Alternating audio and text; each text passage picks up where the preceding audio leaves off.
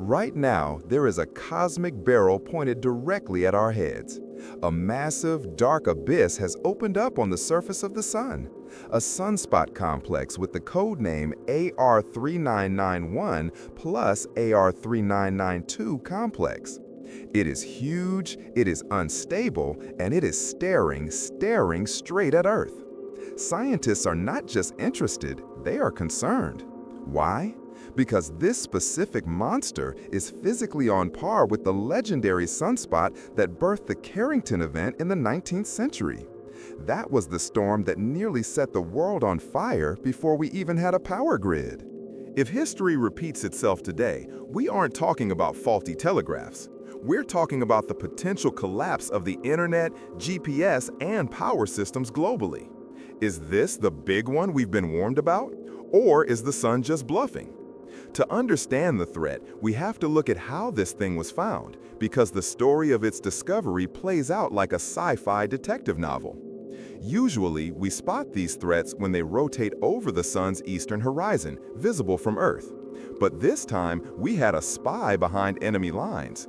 The NASA Perseverance rover, which is currently sitting on the surface of Mars, acted as an interplanetary early warning system. While Mars was on the opposite side of the solar system, the rover's cameras looked up and saw a gigantic black patch growing on the far side of the sun, a side hidden from Earth's view. It sent the data back, effectively telling NASA something massive is coming your way. And it was right. As the sun rotated, this behemoth emerged into our view. It is a sprawling cluster of magnetic chaos, occupying an area so large you could fit multiple Earths inside it. It is one of the largest sunspot groups seen in the last decade, and its sheer surface area is 90% the size of the 1859 Carrington sunspot. That resemblance is exactly what has experts running simulations of a worst-case scenario. To understand why this is terrifying, we need to go back 160 years. September 1859. The world was a much simpler place. The only global network was the telegraph system. When the Carrington sunspot detonated, it sent a wave of energy so powerful that the night sky turned blood red as far south as the Caribbean and Hawaii. People in the Rocky Mountains woke up at 1 a.m. thinking it was morning and started making breakfast. But the beautiful lights were accompanied by destruction. Telegraph systems went haywire. Operators reported sparks flying from their equipment, shocking them. Papers inside the machines caught fire.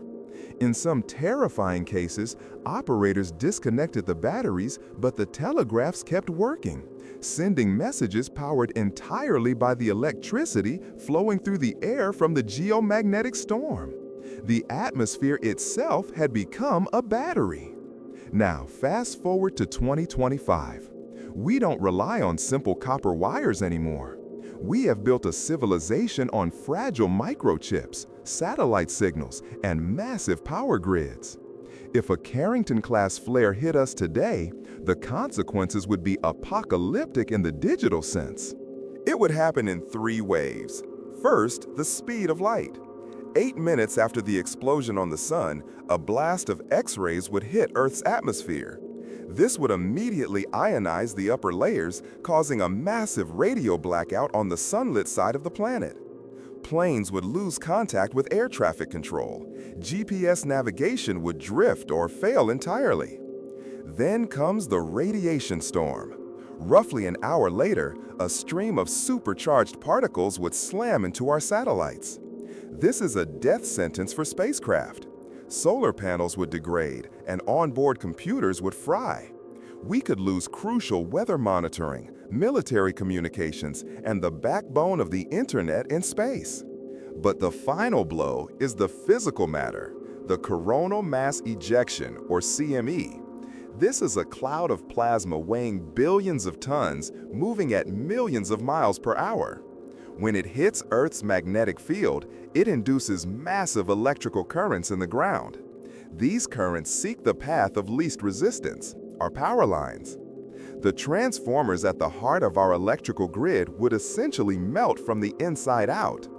These aren't parts you can buy at a hardware store. They are custom-built giants that take months or years to replace.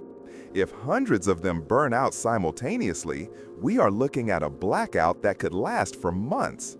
Experts estimate the economic damage would exceed $1 to $2 trillion in the US alone. Imagine a world with no banking, no internet, no refrigeration, and no fuel pumps. That is the internet apocalypse. So, why hasn't it happened yet? Why are we still online? This brings us to the strange behavior of AR-4294. Despite its terrifying size, it is currently quiet. Too quiet.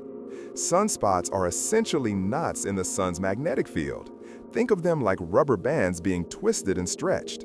For a solar flare to happen, those rubber bands need to snap and reconnect, releasing energy. While this monster was on the far side of the sun, it was active, firing off flares. But since it turned to face Earth, it has settled into an eerie silence. However, in solar physics, silence isn't always safety.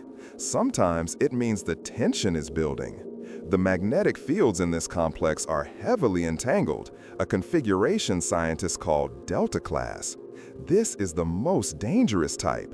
The energy is there, locked and loaded. The fact that it hasn't fired yet could mean it's storing up power for a single massive release rather than a series of smaller ones. It's like pulling back the string of a bow. The longer you hold it, the more violent the release. Context matters too.